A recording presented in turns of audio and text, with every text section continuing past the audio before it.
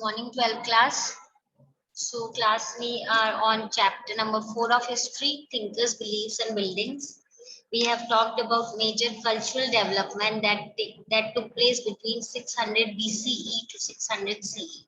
And we have had a, you can say, ample amount of idea about the kind of changes that were being witnessed during this time period. Specifically हमने Jainism के बारे में, Buddhism के बारे में and many more समझ लिया है. And in our last class, we did talk about the stupas.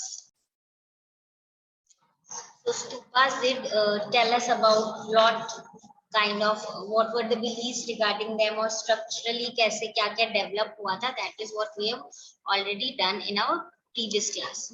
So today we will be talking on one more aspect relating to stupa only. Okay, so we'll be studying about discovering stupas, the fate of Amravati and Sanchi.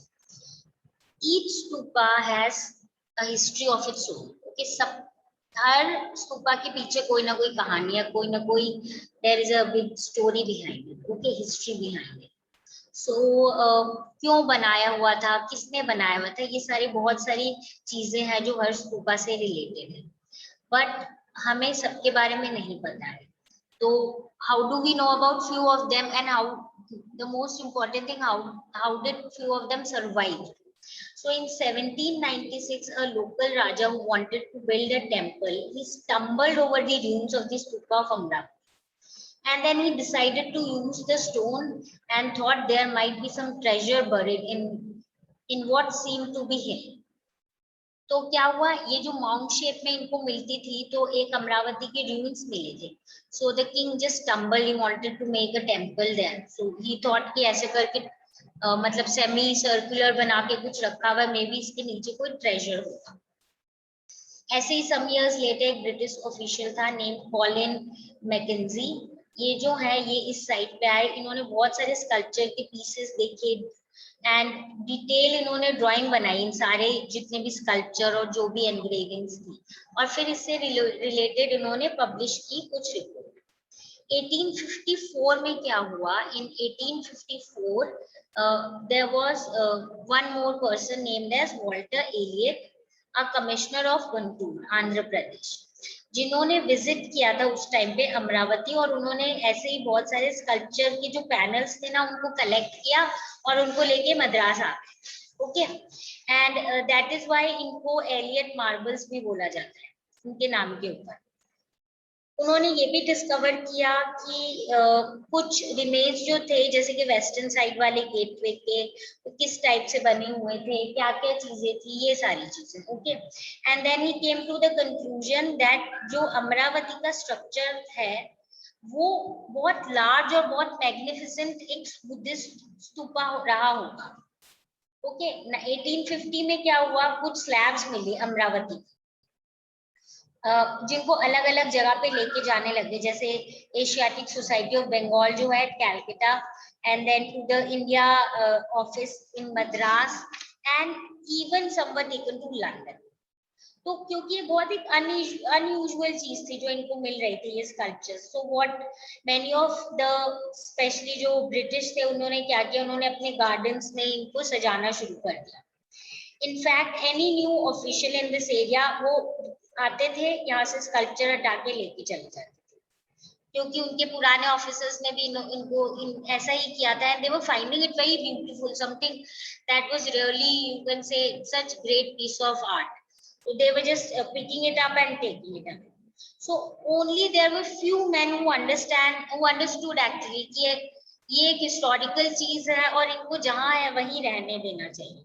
One of the few men who had different point of view was this archaeologist named H.H. Cole. इन्होंने लिखा था कि एक तरीके का ये suicide हो रहा है और कोई इस चीज को डिफेंस, इस चीज को बचाना चाहिए. इनडिफेंसिव पॉलिसी है जो ये कंट्री अलाउ कर रही है कि इनके जितना भी एंशिएंट काम है उसको लोग उठा के लेके जा रहे हैं. बहुत ही गलत है, because this is an archaeological thing, this is an piece of history, and how can people just pick it up and take it as a decorative item for their gardens and just taking it here and there.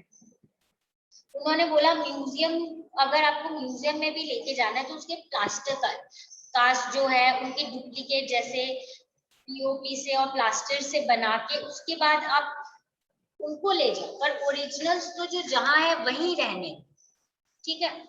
But unfortunately वो convince नहीं कर पाए थे authorities को अमरावती के लिए regarding the preservation of the stupa and its remains. But हम बोलेंगे कि ऐसी जो सांची जो है that was comparatively lucky as we have already studied as compare to Amaravati. तो सांची जो है वो सरवाइव कर पाई बहुत ज्यादा। Perhaps Amravati jo it was discovered before scholars understood the value of the finds and realized how critical it was to preserve things where they had been found instead of removing them from the site. यानी ऐसा माना जाता है Amravati actually में पहले discover हो गई थी, तब तक लोगों को स्पेशली स्कॉलर्स को और आर्कियोलॉजिस्ट और हिस्टोरियंस इतना डेवलप नहीं हुए थे कि उनको ये चीज पता चले कि जो चीज जहाँ है एंशियंट folk की वो वहीं पे रहने थे और उनको हटाने की जगह उनको प्रिजर्व करना चाहिए। जबकि सांची 1818 में डिस्कवर हुआ था तो 3 of its gateways were still standing. Fourth जो है वो ऑन द स्पॉट था where it had fallen and the mount was in good condition. Even so, it was suggested that the gateway to be taken either to Paris or London. But finally, a number of factors helped to keep Sanchi as it was. So it stands, whereas Mahachaitya at Amravati is now just an insignificant little mound, totally denuded of its former glory. Simple terms में अमरावती जब तक लोग आए चीजों को लेके गए, पर सांची में हुआ लक भी बोल सकते हैं हम। एक चीज है कि जब तक वो डिस्कवर हुआ तब तक लोगों को समझ आ गई थी हिस्टोरिकल चीजों की importance.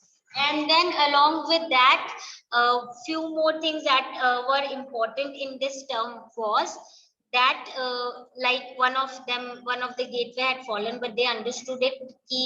Obviously, there is no. They tried to take it to London, but Paris or London, but they could not. And that is why Sanchi जो है as it is intact है। Whereas अगर हम देखेंगे ये जो अमरावती है it is just हम बोलेंगे इसका छोटा सा रिमेन जो है वही रह गया। So this was when we compare the fate of Amravati and Sanchi. Okay. So next we will study about this culture in during this time period उनसे related कुछ चीज पढ़ेंगे and then we will do the religious traditions relating to this. Okay. So with this we complete the topic of stupas and we even understand why the fate of Amravati was different, why Amravati could not survive and Sanchi could, and now gives us such an important information regarding Buddhism and that time. So this is it for this class.